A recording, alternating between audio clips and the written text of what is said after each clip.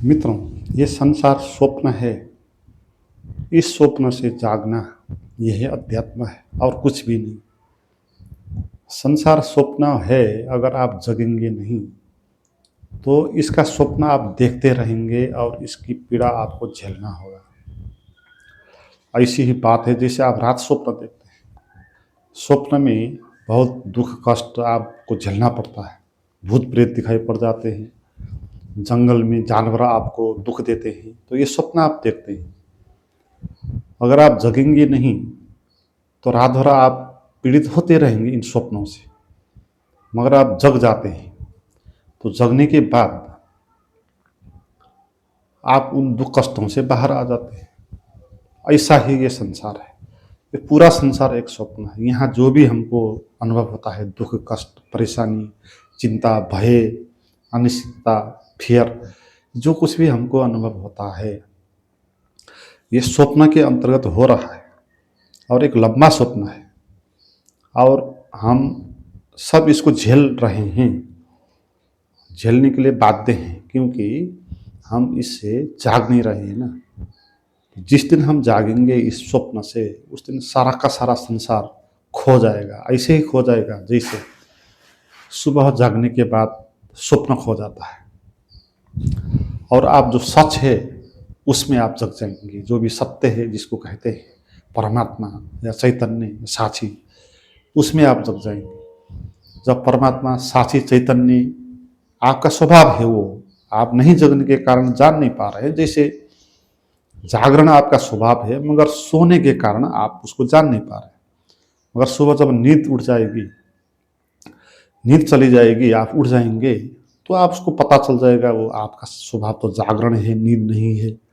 मगर स्वप्न दिखाई देते वक्त आपको पता नहीं चल रहा कि आपका स्वभाव जागरण भी है। आप भूल गए, पूरे ही स्वप्न में खो गए। तो हमारे साथ भी ऐसी ही स्थिति है।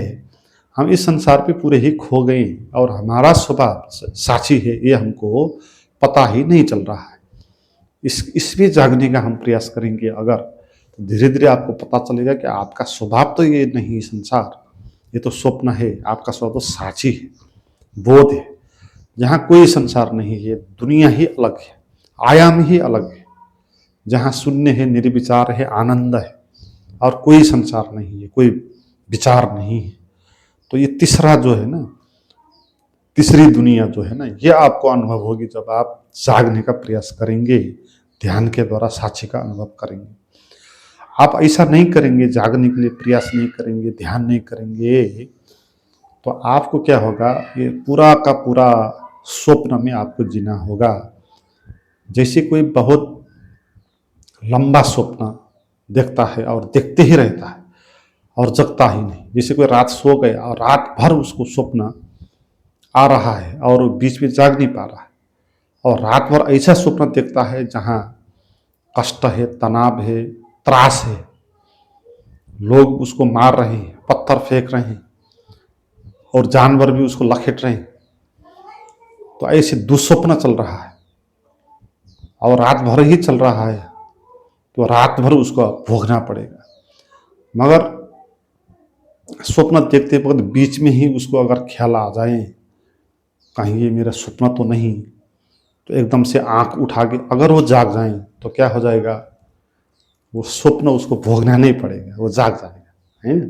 तो रात में हम जब ऐसा दुस्वप्न देखते हैं ना, तब नींद खुल जाती है तो हम बच जाते हैं दुस्वप्न जीने से। मगर नींद नहीं खुलती है तो हमको रात भर वो दुस्वप्न को भोगना पड़ता है। तो इस दुख स्वप्न से, जीवन के दुस्वप्न से बचने के लिए आपको इस जीवन में जागना होगा।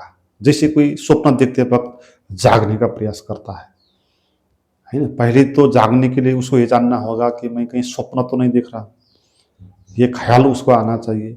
फिर वो प्रयास करेगा थोड़ा, क्योंकि आंख एकदम गहरी ढकी है और एकदम वो सोया हुआ है, तो आंख को बल लगा के खोलना होगा उसको, है ना। तो थोड़ी साधना जैसी वहाँ करना होगा ना।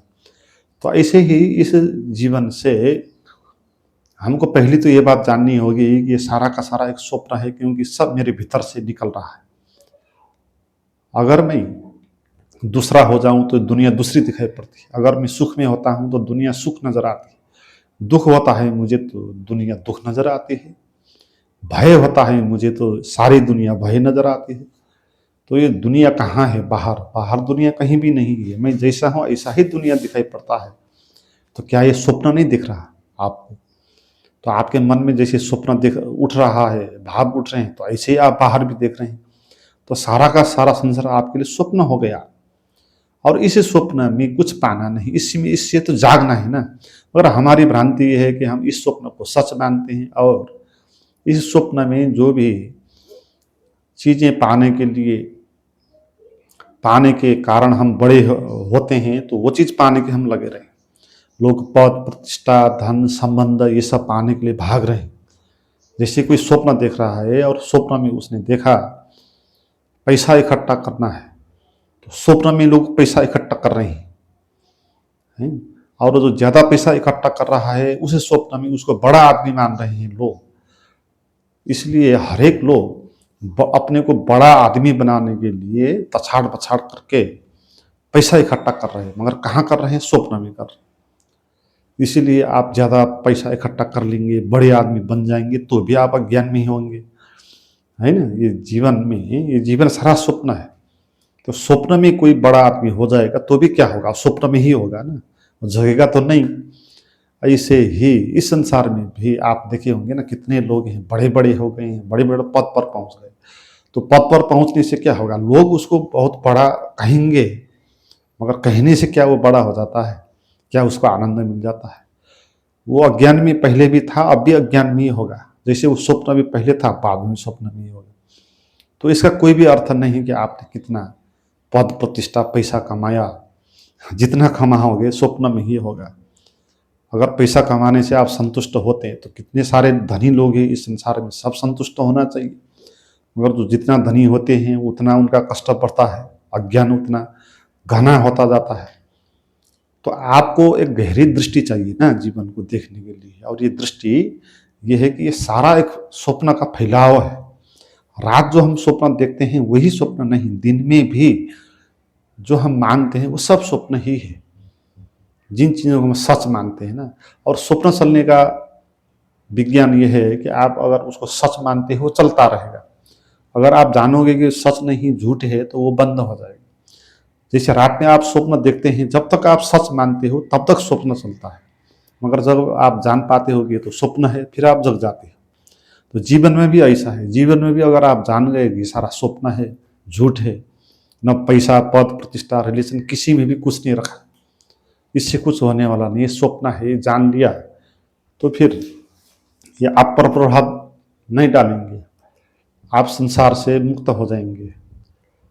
तो इस संसार से जगना है। जैसे कोई रात में स्वप्न देख रहा है और उसमें वो उसको जगना ही होगा, नहीं तो हो जितने देर तक स्वप्न चलेगा वो तब तक उसको वो भोगना पड़ेगा। इसलिए हम अगर जगेंगे नहीं इस जीवन से, तो जब तक जीवन चलेगा तब तक हमको ये स्वप्न भोगना ही होगा।